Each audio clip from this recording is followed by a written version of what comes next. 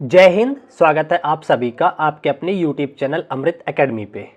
आज की इस वीडियो में हम लोग कुछ इम्पॉर्टेंट क्वेश्चंस का बात करने वाले हैं, जो कि आपके क्वेश्चंस हैं जिसका कि मैं जवाब दूंगा। ठीक है, तो वीडियो पे लास्ट तक बने रहना, बहुत इंपॉर्टेंट बातों पे मैं डिस्कशन करने वाला हूं। ठीक है, तो चलिए बिना टाइम वेस्ट किए एक एक बात को आपके जवाब दे देता हूं। जो भी आपके क्वेश्चंस हैं मैंने नीचे नोट कर रखे हैं, एक एक क्वेश्चंस को मैं बता देता हूँ। ठीक है, चलिए आ जाइए।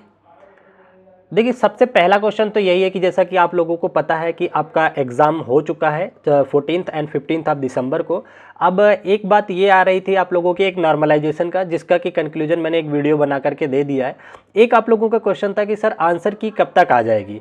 तो अगर मैं बात करता हूँ आंसर की तो ये आप समझ लीजिए जैन के फर्स्ट वीक में आ जाएगी। ठीक है ना, फर्स्ट वीक में आपको देखने को मिल जाएगी जनवरी के। बहुत ज़्यादा टाइम नहीं लगेगा, हफ्ता 10 दिन के अंदर आपको इसका आंसर की देखने को मिल जाता है। ठीक है, जब आंसर की आ जाता है उसके बाद एक आप लोगों का क्वेश्चन था कि रिजल्ट कब आएगा सर। तो रिजल्ट आप आंसर की आने के लगभग 10 दिन बाद आप मान के चलो। ठीक है ना, 10 दिन बाद आपको रिजल्ट देखने को मिलता है। क्या होता है, आंसर की के जस्ट बाद आपको क्वेश्चन चैलेंज करने के लिए आता है। ठीक है, अगर जो क्वेश्चन विवादित हैं उनको चैलेंज कर सकते हैं आप अपना आंसर मिलाने के बाद। तो रिजल्ट डेट की अगर मैं बात करूं तो अप्रॉक्स अगर मैं बात करूं तो लगभग 20 से 25 की जनवरी के बीच में आपको देखने को मिल जाएगा इसका रिजल्ट। ठीक है ना। अच्छा, अब एक क्वेश्चन ये था कि आप लोग बहुत सारे बच्चे परेशान थे कि क्या सर हमारे नंबर बढ़ सकते हैं या घट सकते हैं। तो देखिए ये चीज़ें ना जब एक पहली आंसर की आ जाएगी तब ये डिसाइड होगा कि कौन कौन से क्वेश्चंस को उन्होंने गलत रॉन्ग आंसर दिए हैं, उसके हिसाब से बात किया जाएगा। और कुछ विवादित क्वेश्चन भी हैं जो कि अगर मैं बात करूं अदर सब्जेक्ट में आपके सीडीपी वगैरह में कुछ क्वेश्चन है विवादित, तो उस पर आंसर की के बाद डिस्कशन किया जाएगा कि उसके आंसर अगर सही नहीं देते जो टीचर्स लोग सोच रहे हैं तो वो विवादित साबित होगा, तो उस पर नंबर बढ़ने के पूरे पूरे चांसेस होंगे। लगभग 2 से 3 नंबर आपको देखने को मिल सकता है इंक्रीमेंट। ठीक है ना। और इस बार थोड़ा सा अंदाजा लगाना अलग है, क्योंकि देखिए आप लोग 2 बार में पेपर दिए हुए 15 और 14 में, तो इसलिए कंफ्यूजन है थोड़ा सा कि किस में बढ़ सकता है किस में नहीं। तो इस पर हम डिटेल में किसी दिन चर्चा करेंगे और डिटेल में एनालिसिस करके फिर बताऊंगा। ठीक है, ये हो गया। एक सबसे ज़्यादा इंपॉर्टेंट क्वेश्चन आप लोगों का है कि सर नेक्स्ट सीटेट कब होगा। तो देखिए सीटेट का वैसे तो बात करें तो सीटेट जो है एग्ज़ाम साल में 2 बार होता है। ठीक है ना, एक आपका होता है जुलाई में, एक होता है आपका दिसंबर में। लेकिन अगर हम 2024 की बात करें तो यहाँ तो 3 बार हो चुका है। ठीक है ना, तो अब जो आपका नेक्स्ट है ये आपको देखने को मिल सकता है जुलाई में। ठीक है ना, जुलाई में। इसके लगभग 2 से 3 महीने पहले अगर मैं बात करूं मई या फिर अप्रैल मई के आसपास आपको नोटिफिकेशन देखने को मिल सकता है। ठीक है, इस क्वेश्चन का भी आपको जवाब मिल गया, मैं टाइम वेस्ट नहीं करूंगा। ठीक है ना। और एक बहुत ज़्यादा आप लोगों के पर्सनल मैसेज थे मुझे कि क्या सर नेक्स्ट सीटेट का सिलेबस चेंज होगा।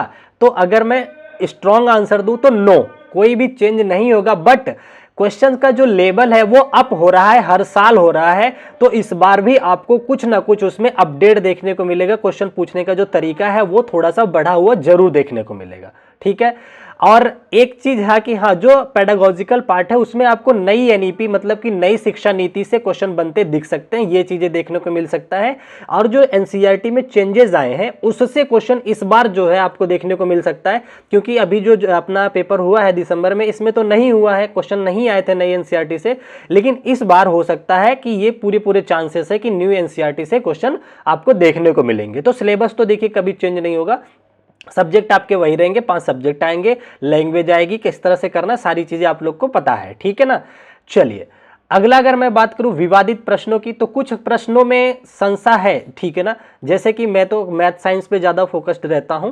अदर सब्जेक्ट में अगर बात करूं सीडीपी वगैरह में कुछ क्वेश्चंस में किसी में तो ट्रांसलेशन में दिक्कत है, हिंदी में कुछ है, इंग्लिश में कुछ है, तो उसकी वजह से तो कुछ क्वेश्चन आपको सम क्वेश्चंस आपको देखने को मिलेंगे विवादित। ये मैं आंसर की के बाद डिटेल में बताऊंगा कि किस पे आप लोगों को हमें क्या करना चाहिए, चैलेंज करने चाहिए और किसके नंबर बढ़ सकते हैं। इस पे एक सेशन अलग से लूंगा। ठीक है ना। आपके सारे प्रश्नों का जवाब हो गया। बाकी और भी कोई डाउट है तो आप लोग कमेंट कीजिएगा। जैसा कि आपको पता है कि मैं बहुत ज़्यादा एक्टिव रहता हूं कमेंट पे लेकर के, कि कोई भी आपको डाउट होता है तो मैं जरूर उसका रिस्पांस देता हूं, जो भी उससे रिलेटेड सॉल्यूशन होता है। ठीक है, अब जो सबसे महत्वपूर्ण बात है मैं उसको बता देता हूं आप लोगों को कि आप लोगों के लिए मैंने जो क्लास इस बार चलाऊंगा, अब तो हो गया है आपका सीटेट का एग्जाम, तो अब तो देखिए एक आपका रीट की क्लास में लेके आऊंगा। डेली आपकी क्लासेस होगी 2025 को टारगेट करके। फिलहाल अभी मैं इस पे मैथ और साइंस पे फोकस्ड रहूंगा। एग्जाम जब पास में आएगा तो जैसे सीटेट में मैं आप लोगों के लिए सारी क्लास के लिए माइंड मैप और मैराथन लाता हूं, तो कोशिश मेरी वही रहेगी कि मैं रीट के लिए भी वो सारी चीजें दे पाऊं। ठीक है। दूसरी जो मेरी क्लास आएंगी अभी मैथ एंड साइंस की रहेगी, वो रहेगी आपकी बीपीएससी 4 के लिए। ठीक है, तो एक क्लास इसके लिए भी आपको देखने को मिलेगी। और अभी देखिए नोटिफिकेशन हो सकता है आपको केवीएस की देखने को मिले, इसकी मैं एक डिटेल में वीडियो बनाऊंगा। ठीक है, तो एक इसके लिए भी मैं क्लास जो है अरेंज करूंगा।